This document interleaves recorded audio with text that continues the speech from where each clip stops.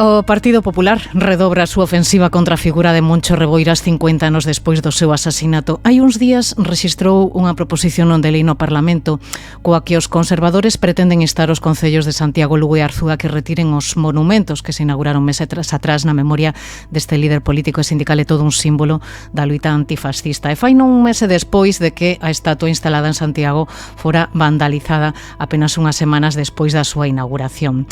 Hoxe queremos recibir na ferida aberta no 36 a Manuel Reboiras, irmán de Xosé Ramón Reboiras Noia. Que tal, Manuel? Moi boas, como estás? Hola, boa tarde. E moitísimas grazas por ter a deferencia de falar con nós sobre un asunto tan delicado, non? E supoño que tan incómodo ao mesmo tempo tamén para vos, para a familia, non? Hombre, en principio moi delicado e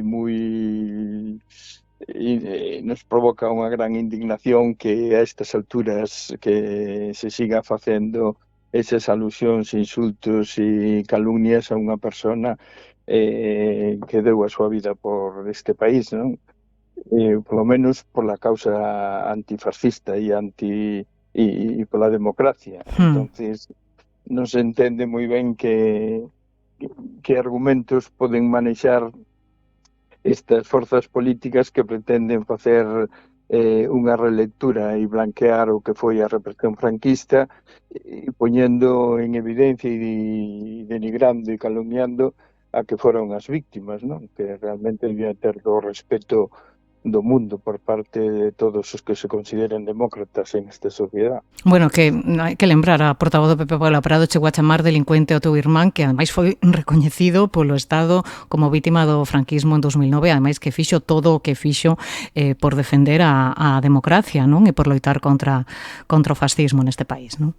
Efectivamente, é dicir, hai unha resolución oficial, xa non é unha cuestión personal da familia ou dos amigos, hai unha resolución judicial por parte do Goberno de España que recoñece pois, as víctimas da ditadura franquista e entre estas múltiples e millares de víctimas desta ditadura nos últimos anos do franquismo evidentemente está meu irmán, Moncho Reboiras, que ten unha resolución do Ministerio de Xusticia de 2009 que se basa nas leis oficiales do Estado, a lei de memoria histórica e memoria democrática que o recoñecen como víctima. E como víctima, polo tanto, obliga as institucións e os particulares a honralo e a non denigralo. E aquí está se vendo que están facendo todo o contrario, Claro. non? Intentando reescribir e blanquear a historia para que as víctimas sean os malos, sean os verdugos,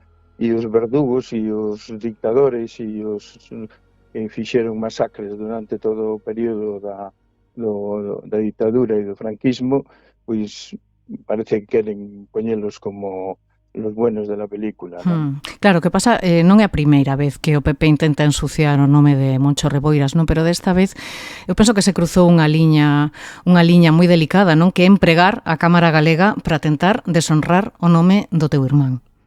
Efectivamente, é dicir, eu espero que eu, de feito, fixen unha interpelación e unha petición de entrevista co presidente do Parlamento para aclarar todos os temas do que o Parlamento como institución pensa facer e en todo caso, pedir que estes temas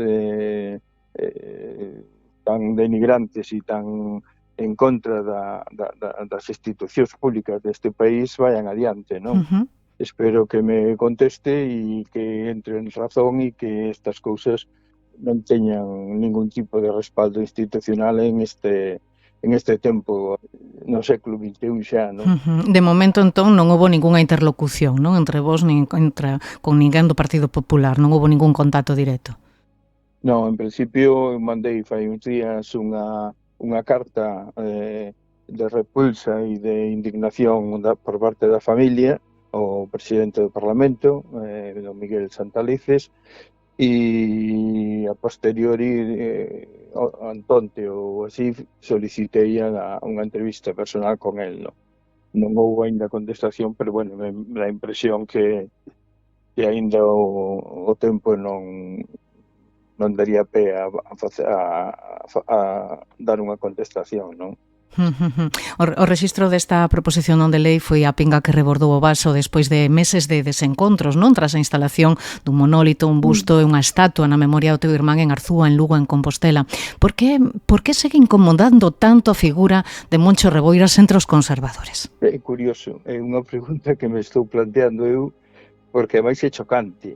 É dicir, aquí en Pontevedra temos uns actos feitos por xente próxima ao Partido Popular que está intentando integrar a bóveda todos os anos, Galicia Mártir, últimamente con discursos por parte de alcaldes do PP que realmente chocan a ese tipo de discurso, non? Que intentando poñerse do bando dos galleguistas, polo menos, e últimamente, e agora, nesta mesma 15 días, nesta mesma semana, temos a traída do cadro de Castelao, a última elección do mestre, que é un exemplo da barbarie da ditadura franquista, e se van a facer aquí na Diputación, ao mando tamén da xente do Partido Popular, todo un acto de homenaxe, é dicir, unha verdadeira contradicción entre o que se está facendo con algúns vellos políticos realmente defensores da soberanía de Galicia e da cultura e da política e de todo, e la contra esta ataque visceral a figura de Moncho Reboira, non? Meu irmán. Bueno, un intento casi de intentar reescribir a historia, non? E adaptar o que ti queres, non? Sí, eu creo que é eso, intentar blanquear os represores e a toda a historia que hai da represión franquista, blanqueala, reescribir, facer un relato novo de ese período, intentando justificar e blanquear ese comportamento, e por outra parte, supoño que como ten que haber algún responsable ou algunha persona que hai que atacar, hai que desprestixiar e que hai que calumniar, pois supoño que Moncho é a persona que les elite, escollida, porque non ten ningún sentido entre o traballo que fan con Bóveda, con Castelao, e en contraposición Moncho, que en principio sería a continuación lóxica, política e soberana do pensamento de Bóveda e Castelao, non? Non só non soportan as homenaxes a Reboiras, senón que fan o posible por ensucialas, non? Como demostra pois ese ataque vandálico que me refería antes o de Compostela, non? Cando a estatua na memoria do teu irmán apareceu manchada con pintura e acompañada desa nota totalmente deleznable de os responsables dicían aquilo de, non sei como era a frase, que a democracia e a liberdade non se consegue con violencia, o terrorismo nunca é a solución, etcétera, etcétera. Bueno, non sei que sensación vos causou en vos pois ese acto vandálico. Sí, hombre, un acto máis. Eu, de feito, naqueles días intentei pasar páxina, non? Dixen, isto é un acto máis, a ver hasta onde chegan con esta intentona de desprestixiar e de machacar a figura de meu irmán, e o camiño vese, é dicir, aquí hai unha radicalización por parte de algúns sectores, me imagino, do Partido Popular. É dicir, non creo que sea unha idea general, me refiro das bases da xente, que eu teño aquí amigos e conocidos do Partido Popular de base que evidentemente están indignados casi tantos como eu por estes tipo de denigracións e calumnias, non?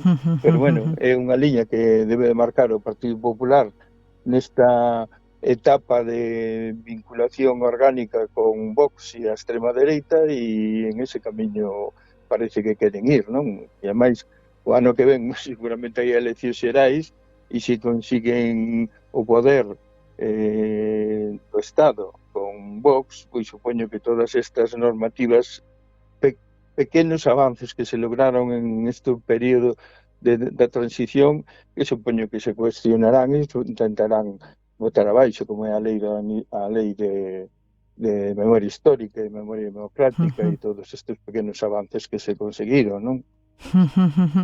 De momento que si estamos asistindo é un aumento pois desas campañas de violencia contra elementos que representan a memoria das vítimas, non? Falamos do caso do teu irmán, pero non é o único caso, non? Recentemente pois houbo esa vandalización tamén do monumento ás vítimas de Ribeira, ou tamén ataques en Cedeira, en Cabo de Cruz hai uns meses.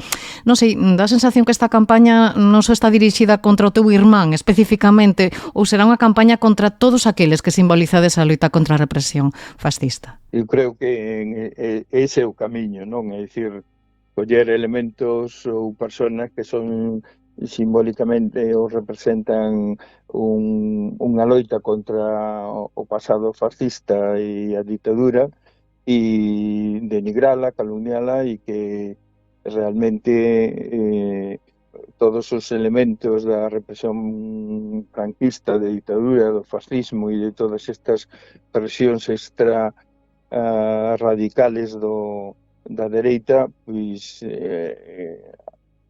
teñan un camiño, bueno, que formen parte de esa lectura que queren facer da historia, non? Facer un relato novo da historia, deixando quedar ben a todo o que foi a represión franquista e toda a historia do fascismo dos últimos anos en España e en Galicia.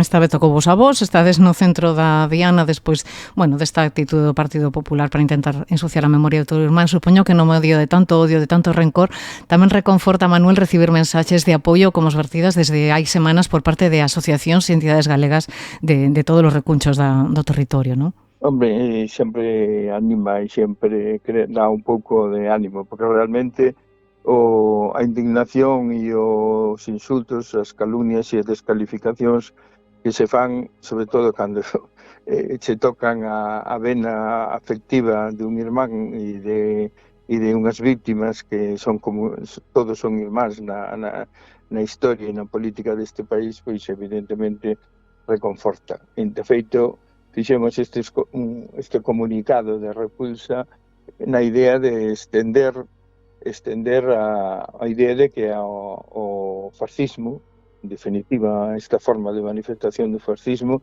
hai que vararlle os pés e, polo menos, que socialmente e que públicamente haxa unha repulsa de todos estes feitos, non? É dicir, que non é posible que a estas alturas calquer manifestación en este sentido quede impune e que ao mesmo tempo sirva para reescribir a historia dunha maneira pouco recomendable e pouco real, non? E pouco ficticia. Pois nada, con esa mensaxe quedamos. Manuel Reboiras, moitas grazas por pasarte de novo pola ferida aberta no 36, recibe todo o noso apoio. Un bico. Un bico, gracias. Grazas. A ferida aberta no 36, un podcast de Nuria López.